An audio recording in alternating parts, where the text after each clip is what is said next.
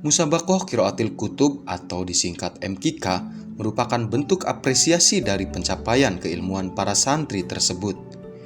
MQK sekaligus ajang adu mental dan pengetahuan, sejauh mana para santri memahami dan mampu mengkontekstualkan ajaran kitab-kitab klasik pada persoalan kekinian.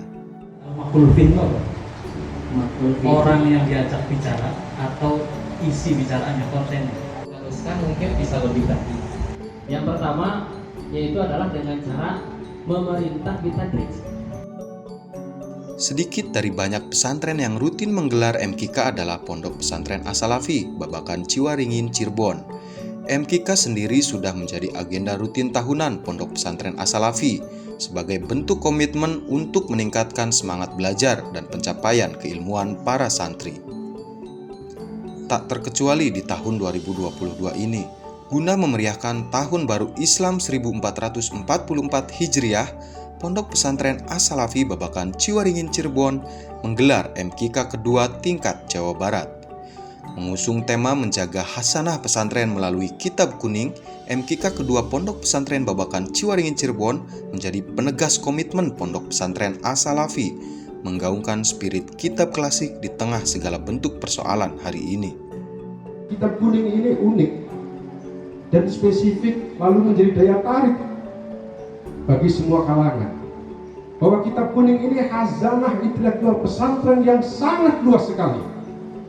Orang memahami Kitab Kuning kalau hanya mengandalkan terjemah, kalau hanya mengandalkan bahan-bahan yang sudah dimodifikasi menjadi kajian simpel dan sederhana, ini tidak akan menjadi ulama mutabahir, tidak akan menjadi ulama yang mampu menyegara, yang mampu memahami apa yang terkandung, apa yang menjadi pemikiran ulama-ulama kita terdahulu.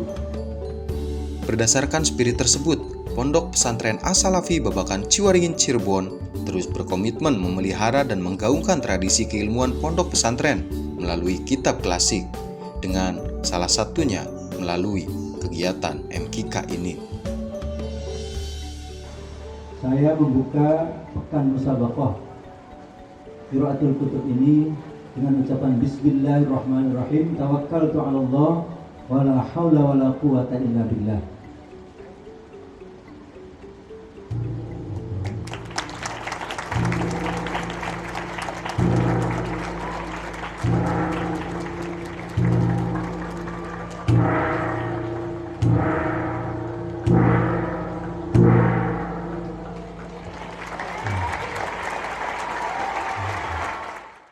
Dalam gelaran MQK kedua yang dilaksanakan Pondok Pesantren As-Salafi ini dibagi menjadi 4 kategori berdasarkan konsentrasi kitab klasik yang dilombakan.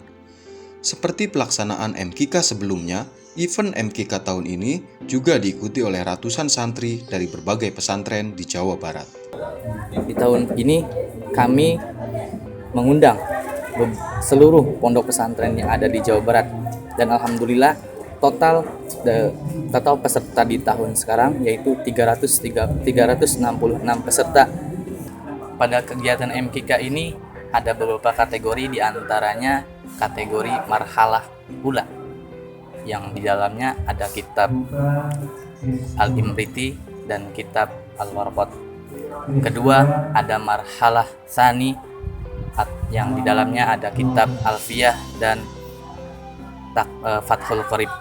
Yang ketiga marhalah salisah, kategorinya ada kitab Bulughul Maram.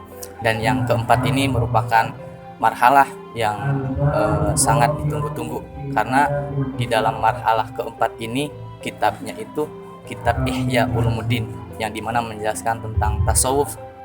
Fil mabi'i, asalnya gimana mabi'? Mabi'i asluhu mabiyu'un. Nah, gimana tuh lanjutannya? Mabiyu'un, kemudian setelah mabiyu'un pindahkan harakatna iya terhadap ba litaharrukiha wa sukuni ma sahha qablaha.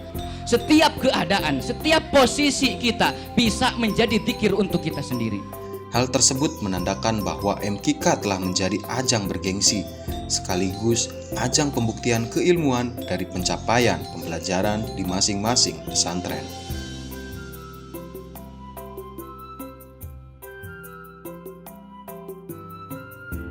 Pesantren Fatur Rahman As-Saifiyah Binangun Pataruman, Kota Banjar dengan mendapatkan nilai 156. Inilah hadiah utama. Juara 1 Kitab Ihya Ulumuddin, 1 paket umroh.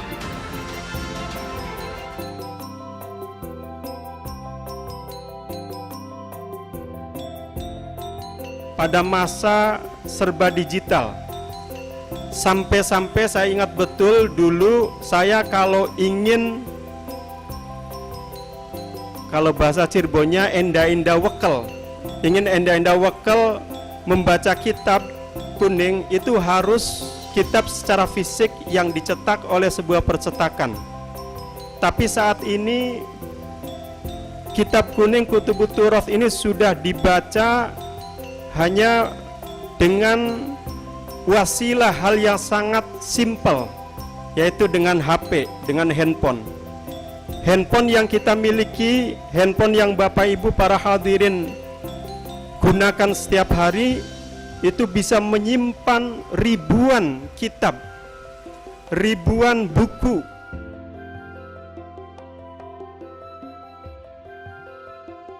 Saya selaku Ketua PWNU Jawa Barat mengucapkan terima kasih pada Pondok Pesantren As-Salafi yang telah melaksanakan melestarikan kegiatan MKK. Mudah-mudahan ini menjadi motivasi, menjadi pendorong semangat pada anak-anak kita.